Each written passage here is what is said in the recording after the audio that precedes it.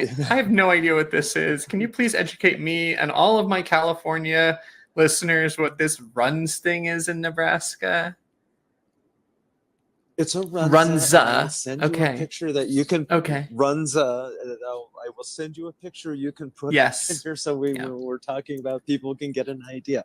I like to say it's a meal in a bunza. Okay. It is.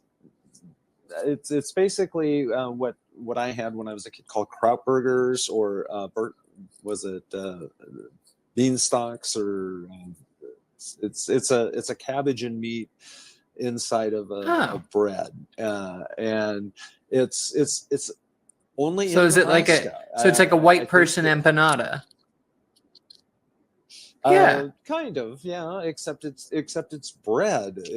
It's really good, soft, and it's incredible how they make it. They also have chili and cinnamon rolls, which is another Nebraska thing. But anyway, when Governor Walz came to Omaha, he was talking about, I bet J.D. Vance doesn't know what a Runza is. He probably calls it a Hot Pocket.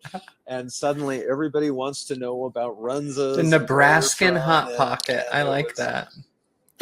It is not a Hot Pocket. It is a Runza.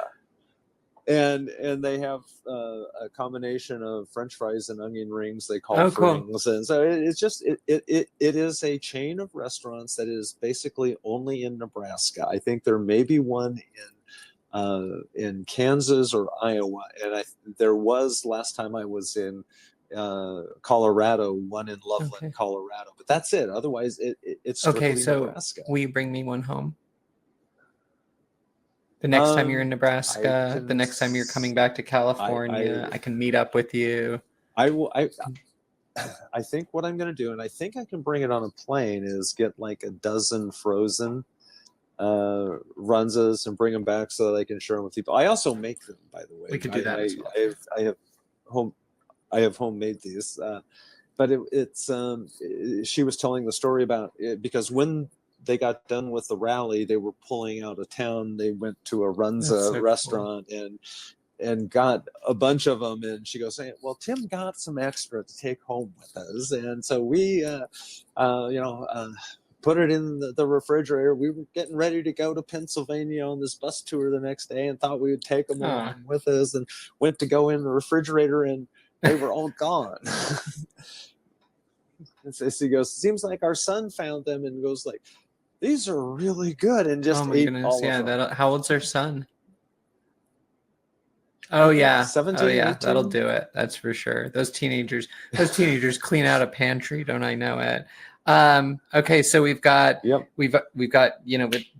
day 2 is going to be exciting. We're going to do this again tomorrow. And then any closing thoughts for today? Well, just in the morning we have caucuses and stuff, and so this morning's starting at noon was the LGBTQ plus caucus, which was Governor Walz came and addressed us, and there were a lot of inspirational speakers talking about the importance of it.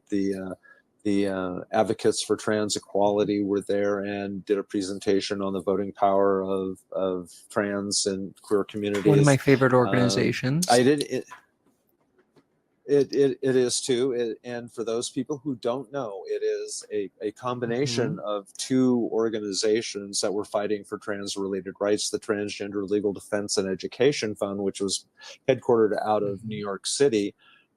They do a lot of legal work, and I'm actually on a brief of theirs that they're preparing right now to submit to the Supreme Court on the case out of Tennessee, Scrimeti, involving gender-affirming care. And then the other was, the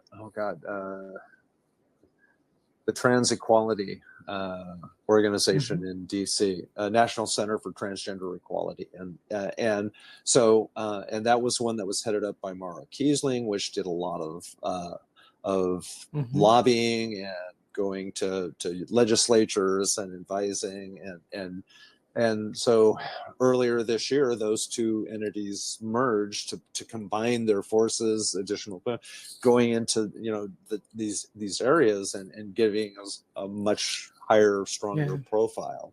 And so the executive director, Rigo, was there, and I spoke with him a little bit afterwards. And you and I may get to have an opportunity to have a talk with him on a show where we go into why this is important and what's been going on in relationship to that. So those are the things that we do in the morning. I ended up also seeing Gloria Allred. She was there, so I got a picture with her, and then I actually got interviewed by the White House correspondent for USA Today.